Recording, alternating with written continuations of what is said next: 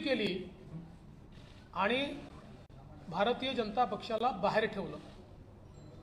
हा खरं म्हणजे मॅन्डेटचा अपमान होता। जनतेने वोट हे महाविकास आघाडीला दिले नव्हते, ते भाजप सेना युतीला वोट दिले होते। पण त्या मॅन्डेटचा पूर्णपणे अपमान त्या ठिकाणी झाला आणि महाविकास आघाडी अस्तित्वात आली आणि गेल्या 2.5 वर्षामध्ये महाविकास आघाडीच्या माध्यमातून चालू असलेल्या इन्फ्रास्ट्रक्चरच्या कामांना स्थगिती, कुठल्याही प्रकारची नवीन विकास योजना नाही आणि त्यातच प्रचंड भ्रष्टाचार हा देखील आपल्याला पाहायला मिळाला। महाराष्ट्राच्या इतिहासामध्ये 2 मंत्री हे भ्रष्टाचाराकरता जेलमध्ये जाणं, मनी लॉन्ड्रिंग मध्ये जेलमध्ये जाणं एक अत्यंत आश्चर्याची अशा प्रकारची गोष्ट होती किंवा खेदजनक अशा प्रकारची ही बाब होती। एकीकडे माननीय हिंदुहृदय सम्राट बाळासाहेब ठाकरेंनी सातत्याने देशाचा शत्रू असलेल्या दाऊदचा विरोध केला आणि दुसरीकडे त्याच्याशी संबंधित असलेला म्हणून मंत्री जेलमध्ये जातो तर त्याला मंत्रिपदावरून देखील काढण्यात आलं नाही। आणि एकूणच रोज सावरकरांचा अपमान, रोज हिंदुत्वाचा अपमान। ठीक आहे, शेवटच्या दिवशी संभाजीनगर झालं, पण ते केव्हा झालं? गव्हर्नरचं पत्र आलं त्यानंतर कुठलीच कॅबिनेट घ्यायची नसते। जोपर्यंत विश्वासमत होत नाही तोपर्यंत कॅबिनेट घ्यायची नसते हा नियम आहे। तरीही कॅबिनेट घेऊन मग जाता जाता संभाजीनगर, धाराशिव, दिबा पाटील अशा प्रकारचे निर्णय झाले। ते अर्थात येणाऱ्या सरकारला पुन्हा घ्यावे लागणार आहेत, कारण ते वैध मानले जाणार नाही, पण त्याला आमचं समर्थनच आहे। मात्र अशा या सगळ्या परिस्थितीमध्ये माननीय श्री एकनाथराव शिंदे हे शिवसेनेचे गटनेते आहेत आणि शिवसेनेच्या आमदारांची एक मोठी कुचंबणा झाली की ज्यांच्याशी लढलो आणि उद्या त्यांच्याशीच लढायचं आहे आणि त्यांच्या सोबत जायचं आणि उद्या हिंदुत्वावर मतं मागायचे कसे, उद्या आम्ही कशाच्या भरोश्यावर बोलायचं? रोज अपमान होत असेल तर आम्ही कशाच्या भरोश्यावर लढायचं? आमच्याच मतदारसंघामध्ये आमचे हारलेले विरोधक यांना रोज निधी दिला जात असेल तर कशाच्या भरोश्यावर लढायचं? अशा प्रकारचा विषय लक्षात झाल्यानंतर या सर्वांनी निर्णय घेतला की काँग्रेस राष्ट्रवादी सोबतची युती तोडा। ज्या युतीमध्ये आपण निवडून आलो ती युती ठीक आहे, ती आम्हाला मान्य आहे, पण काँग्रेस राष्ट्रवादी सोबत आम्ही राहायला तयार नाही। मात्र दुर्दैवाने माननीय उद्धवजींनी या आमदारांच्या ऐवजी काँग्रेस राष्ट्रवादीच्या नेत्यांना जास्त प्रिफरन्स दिला आणि शेवटपर्यंत त्यांचीच कास धरून ठेवली। अर्थात तो त्यांचा अंतर्गत प्रश्न आहे, मी त्याच्यावर बोलणार नाही। आणि म्हणून या सगळ्या परिस्थितीमध्ये आज ज्यावेळी हे सरकार गेलं, माननीय उद्धवजींनी या ठिकाणी राजीनामा दिला, त्यानंतर महाराष्ट्राला एक अल्टरनेट गव्हर्नमेंट देण्याची आवश्यकता होती।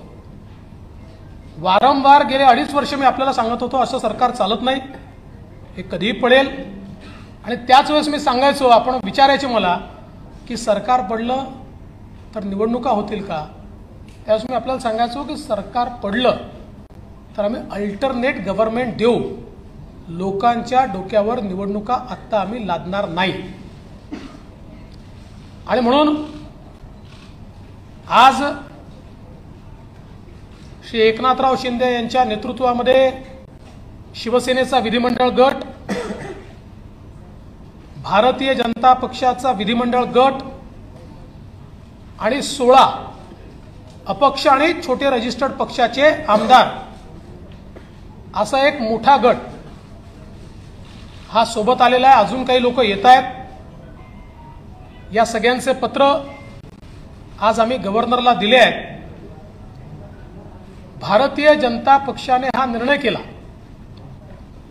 की आम्ही सत्तेच्या पाठीमागे नाही आहोत, कुठल्या तरी मुख्यमंत्री पदाकरता आम्ही चालत काम करत नाही आहोत। ही तत्वांची लढाई आहे, ही हिंदुत्वाची लढाई आहे, ही विचारांची लढाई आहे। आणि म्हणून भारतीय जनता पक्षाने हा निर्णय केला की श्री एकनाथ शिंदे साहेब यांना भारतीय जनता पार्टी समर्थन देईल आणि श्री एकनाथ शिंदे हे मुख्यमंत्री होतील।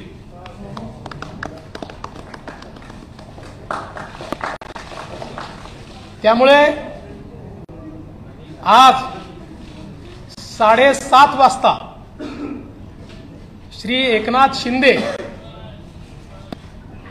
यांचा एकट्याचाच शपथविधी या ठिकाणी होईल। लवकरच पुढची कारवाई करून मग आम्ही एक्सपान्शन करू। या एक्सपान्शन मध्ये शिवसेनेचे शिंदे साहेबांसोबत असलेले अपक्षांमधले आणि भारतीय जनता पक्षाचे असे सगळे लोक या एक्सपान्शन मध्ये या मंत्रिमंडळात येतील। मी स्वतः बाहेर असेन, पण पूर्णपणे या ठिकाणी हे सरकार योग्य प्रकारे चाललं पाहिजे ही जबाबदारी माझी देखील असेल आणि त्याकरता पूर्ण साथ आणि समर्थन या सरकारला मी देणार। आणि मला अतिशय आनंद आहे की पुन्हा एकदा हिंदुत्ववादी विचारांचं हिंदू हृदय सम्राट बाळासाहेब ठाकरे यांनी मांडलेलं हिंदुत्व भारतीय जनता पार्टी सातत्याने जे हिंदुत्व आणि राष्ट्रीयत्व मानताय आणि सगळ्यात महत्त्वाचं माननीय पंतप्रधान नरेंद्र मोदीजी यांनी जे विजन दाखवलंय ते विजन पुढे नेणारं। कारण आपण बघितलं 5 वर्षाच्या आमच्या कार्यकाळामध्ये ज्या वेगाने महाराष्ट्राचा विकास झाला तो वेग गेल्या 2.5 वर्षात पूर्णपणे संपलेला आहे। आणि मला विश्वास आहे की एकनाथ शिंदे साहेबांच्या नेतृत्वात मेट्रो असेल, वेगवेगळे प्रोजेक्ट्स असतील किंवा ओबीसीच्या आरक्षणाचा प्रश्न असेल, इम्पेरिकल डेटा पूर्ण करून माननीय सर्वोच्च न्यायालयामध्ये जाऊन ओबीसीला पुन्हा आरक्षण बहाल करणे हा विषय असेल किंवा इतर सगळे विषय, मी आता सगळे विषय मांडत नाही, मराठा आरक्षणापासून तर सगळे विषय हे निश्चितपणे एका निश्चित टप्प्यावर जातील। प्रत्येक समाजाला आणि विशेषतः दुर्बल घटकाला न्याय देण्याचा प्रयत्न हे सरकार करेल असा मला विश्वास आहे।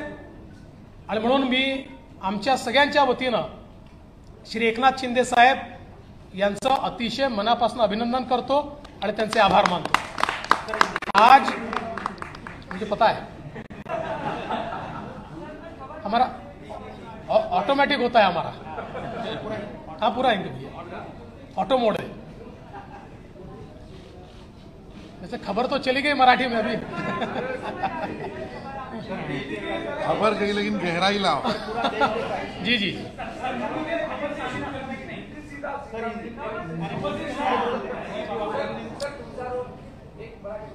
देखिए 2019 में भारतीय जनता पार्टी और शिवसेना साथ में चुनाव लड़ी। माननीय प्रधानमंत्री जी के नेतृत्व में हमें पूर्ण बहुमत मिला। बीजेपी को 106 सीटें, शिवसेना को 56 सीटें और कई अन्य लोग हमारे साथ आए। 170 तक हमारी मेजॉरिटी जा रही थी। माननीय प्रधानमंत्री जी ने चुनाव के दरमियान भारतीय जनता पार्टी के मुख्यमंत्री का नाम भी ऐलान किया था, सबको मंजूर भी था, किंतु चुनाव के बाद शिवसेना के नेताओं ने यह निर्णय किया कि हिंदू हृदय सम्राट शिवसेना प्रमुख बाला साहेब ठाकरे जी ने जिन विचारों का जीवन भर विरोध किया, जीवन भर जिनसे लड़ाई की और जिनके बारे में वो कहते थे कि अगर इनके साथ जाना पड़ा तो मेरी दुकान बंद कर दूंगा, ऐसे लोगों के साथ अलायंस किया। और उसके बाद 2.5 साल हमने एक सरकार देखी जिसमें न कोई तत्व थे, न कोई विचार था, न कोई गति थी, न कोई प्रगति थी। जो सरकार चालू इंफ्रास्ट्रक्चर के प्रोजेक्ट्स को बंद कर रही थी, जो सरकार लगातार भ्रष्टाचार के आरोपों से लिप्त थी, जिस सरकार के 2 मंत्री मनी लॉन्ड्रिंग में जेल में गए, दाऊद के साथ रिश्ते, इसका आरोप मंत्री पर लगा, बावजूद उसके जेल में जाने के बाद भी उनको मंत्रिमंडल से हटाया नहीं गया। तो एक प्रकार से पथभ्रष्ट ऐसी सरकार भारतीय जनता पार्टी ने, जिसको लगातार विरोध किया, ऐसी सरकार शिवसेना के माननीय उद्धव जी के नेतृत्व में कांग्रेस एनसीपी की सरकार चली। और इस सरकार के चलते शिवसेना के विधायकों में बड़ा रोष था। उनको लगता था वापस वोट मांगने जाना है, और आज तक जो बातें कही उसके विरोध में काम हो रहा है। जिनके खिलाफ जिंदगी भर लड़े उनके साथ बैठे हैं, वोट कैसे मांगेंगे। साथ ही में उनकी कॉन्स्टिट्यूएंसी में उनके खिलाफ जो हारा उसको पैसा मिलता था, फंड्स मिलते थे, और ये सारी चीजों से एक बड़ा अनरेस था। और उसके चलते श्री एकनाथ शिंदे जी के नेतृत्व में शिवसेना के विधायकों ने एक ही मांग की कि कांग्रेस एनसीपी के साथ हम नहीं रह सकते और ये गठबंधन तोड़ा जाए। किंतु उनकी मांग मंजूर नहीं हुई। माननीय उद्धव जी ने हिंदुत्व छोड़ दिया, विचारों को छोड़ दिया, और अपने विधायकों से ज्यादा कांग्रेस और एनसीपी की बात दिल को लगाकर रखी और उन्हें ही महत्व दिया। इसके चलते इन विधायकों ने अपनी आवाज बुलंद की। मैं इसको बगावत नहीं कहूंगा, ये आवाज बुलंद की, और आवाज बुलंद करके इन विधायकों ने ये कहा कि आप बाहर निकलिए, नहीं तो हम इनके साथ नहीं रहेंगे। और ऐसे समय जब सरकार के पास बहुमत नहीं रहा और मुख्यमंत्री जी ने इस्तीफा दिया, तो हम ये लगातार पिछले 2.5 साल में कहते थे कि अंतर विरोध से भरी हुई सरकार है, ऐसी सरकारें चलती नहीं है, और ये सरकार जब गिरेगी तो एक अल्टरनेट गवर्नमेंट हम देंगे, हम महाराष्ट्र पर चुनाव नहीं ला देंगे। इसलिए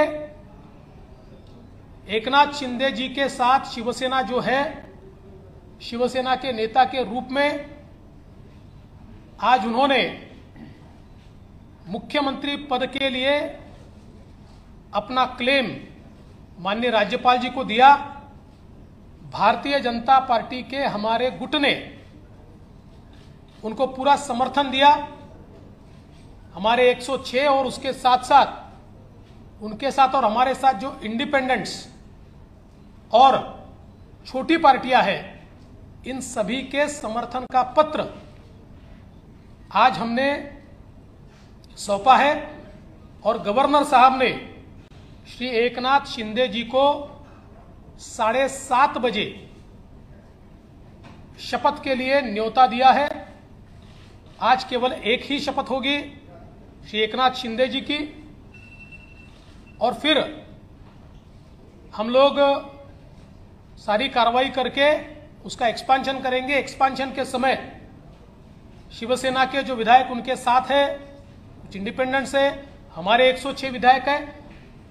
इनमें से जो ज्येष्ठ वरिष्ठ लोग हैं जो हमारी पार्टी तय करेगी या उनकी पार्टी तय करेगी, ऐसे लोगों को मौका दिया जाएगा और मंत्रिमंडल का एक्सपांशन किया जाएगा। मैं इस सरकार को पूरे तरीके से सहयोग करूंगा।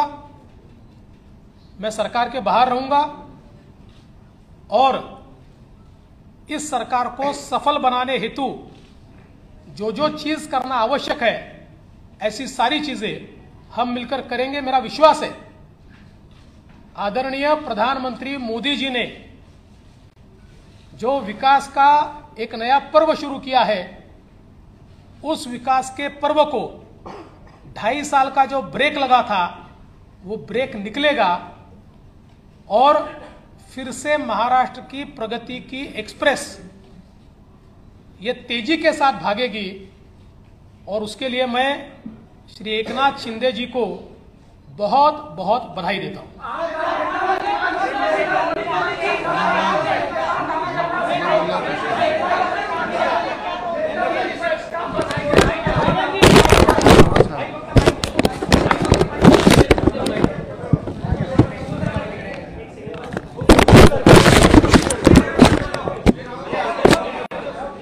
चालू है कभी?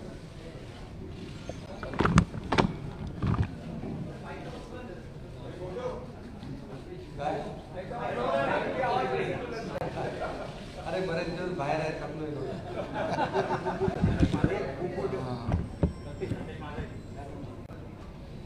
आजच्या पत्रकार परिषदेमध्ये उपस्थित राज्याचे विरोधी पक्षनेते देवेंद्र फडणवीस साहेब आणि सर्व इतर मान्यवर आणि पत्रकार बांधव,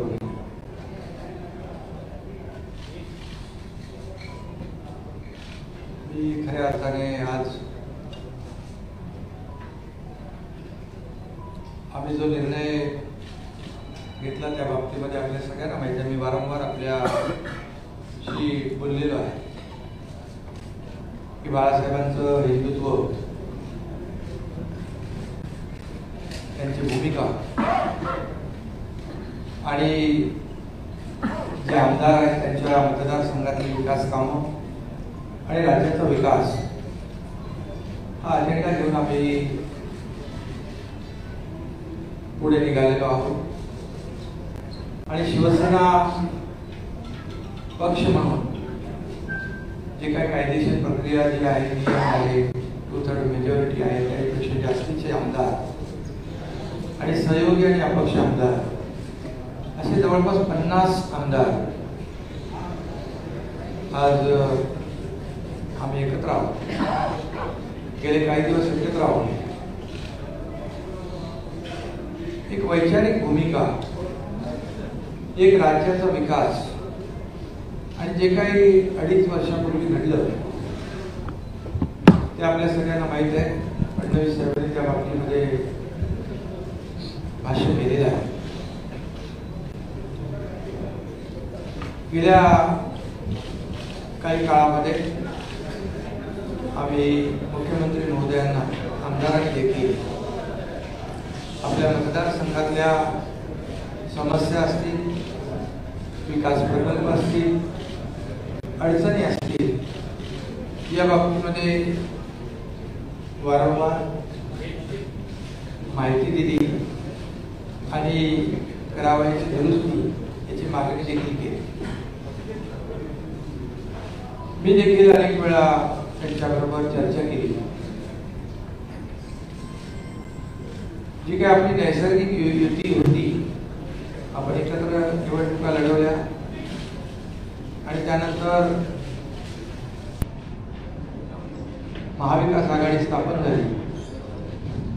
परंतु त्या बाबतीमध्ये आमदारांमध्ये असलेली जी काही नाराजी होती आणि मतदारसंघामधले जे प्रश्न किंबहुना पुढच्या निवडणुकीमध्ये निवडणूक लढवणे किंवा जिंकणे यामध्ये देखील येणाऱ्या अडचणी हे सगळं लक्षात घेऊन अनेक कुणाला काहीतरी पाहिजे, कुणाला काही मंत्रीपद पाहिजे किंबहुना आणखी काही वैयक्तिक स्वार्थ असा कुठलाही मनामध्ये न ठेवता आतापर्यंतच्या महाराष्ट्रातल्या घटना आपण जर पाहिल्या तर अपोजिशन कडून आपण रुलिंग कडे जात असतो, परंतु हे जे काही घटना आहे ते रुलिंग कडून अपोजिशन कडे जाण्याचा एक प्रकारचा तसं बघितलं तर तशी घटना आहे.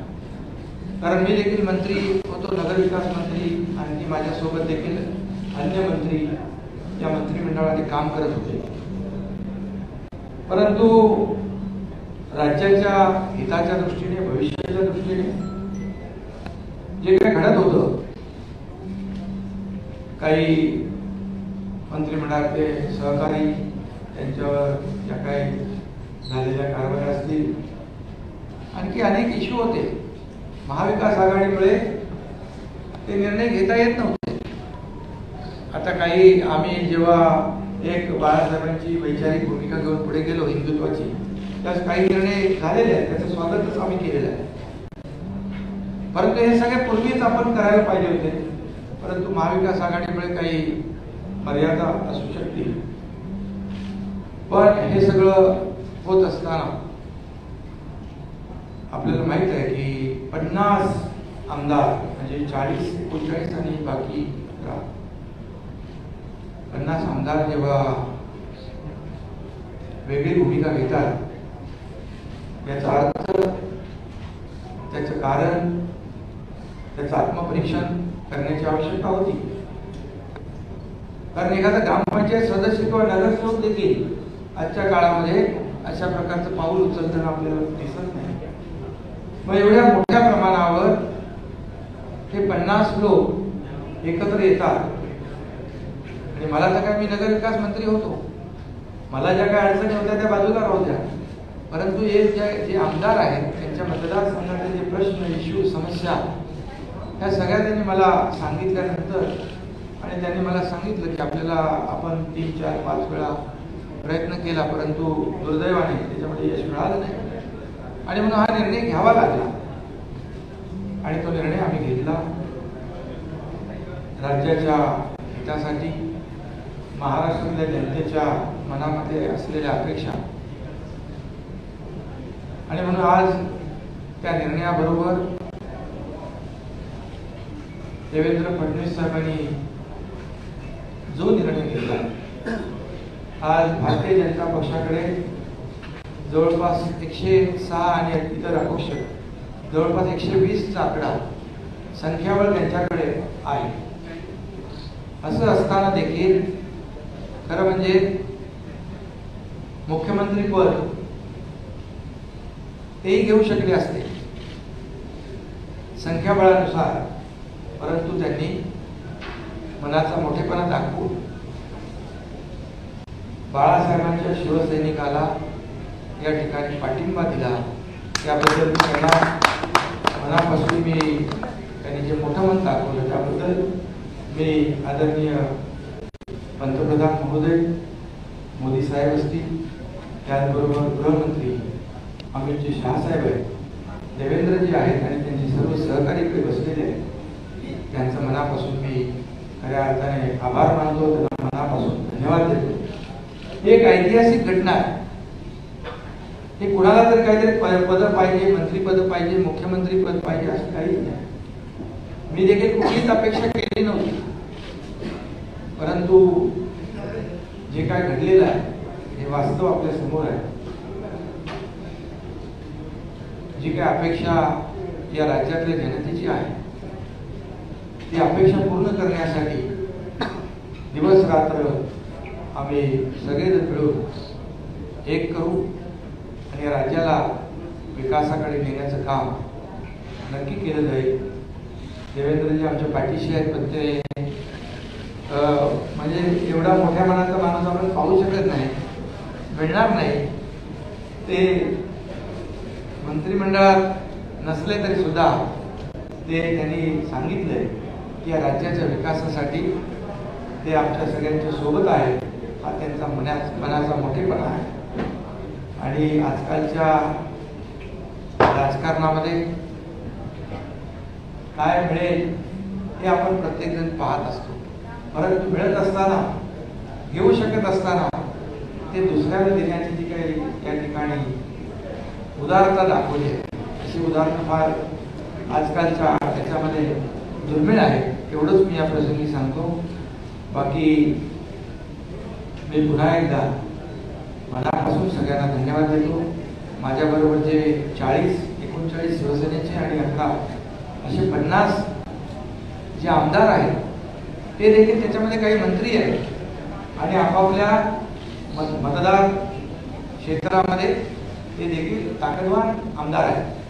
असं असताना एकीकडे सत्ता अपक्ष, एकीकडे खूप मोठे मोठे नेते आणि दुसरीकडे एकनाथ शिंदे सारखा एक छोटा कार्यकर्ता, याच्यावर विश्वास ठेवणं आजकालच्या काळामध्ये फार कठीण आहे.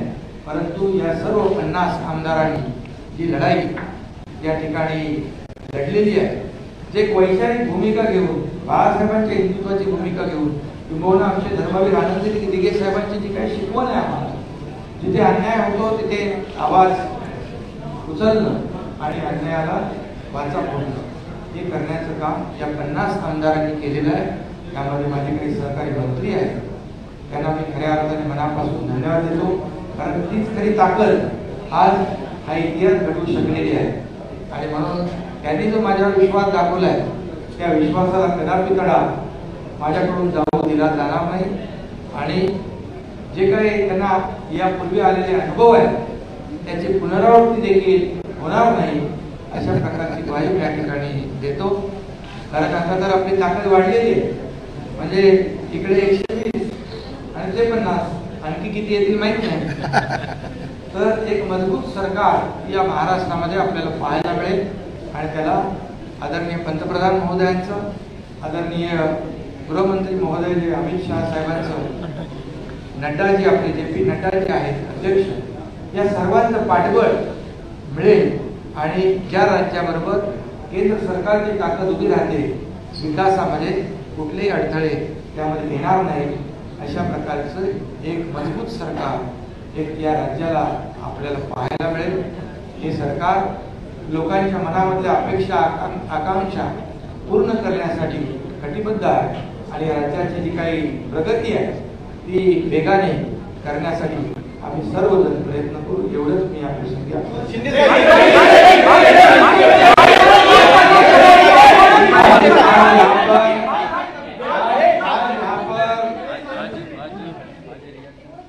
आज यहाँ पर मैं सभी लोगों का तहे दिल से स्वागत करता हूँ. देवेंद्र जी फडणवीस साहब यहाँ आए, उनके सभी सहयोगी हैं, उनको भी मैं धन्यवाद देता हूँ. और आप सभी लोगों का मैं स्वागत करता हूँ. शिवसेना के 40 विधायक और इंडिपेंडेंट जो है, ऐसे कुल मिलाकर 50 विधायक जो है वो आज हम लोग सब एक साथ हैं. आप सब लोग जानते हो, पिछले कई दिनों से हम लोग आपसे भी बातचीत कर रहे लगातार. हम लोगों ने हमारे शिवसेना प्रमुख बाला साहेब ठाकरे जी की हिंदुत्व की जो भूमिका है, उनके जो विचार है, हमारे धर्मवीर आनंद दिघे साहब ने जो हमें सीख दी है, ये इसको आगे हम लोग बढ़ाने की कोशिश कर रहे हैं. हमें कोई स्वार्थ नहीं है, हमें कुछ पद की लालसा नहीं. मैंने तो पहले जाहिर किया था, मैं ऐसा जो कर रहा हूँ ये मुझे किसी चीज की आवश्यकता भी नहीं है. लेकिन जब लोग अभी तक की कई घटनाएं आप लोगों ने देखी है कि अपोजिशन में से रूलिंग की तरफ लोग जाते हैं, लेकिन हम लोग रूलिंग में थे, रूलिंग पार्टी में थे, सत्ता पक्ष में थे.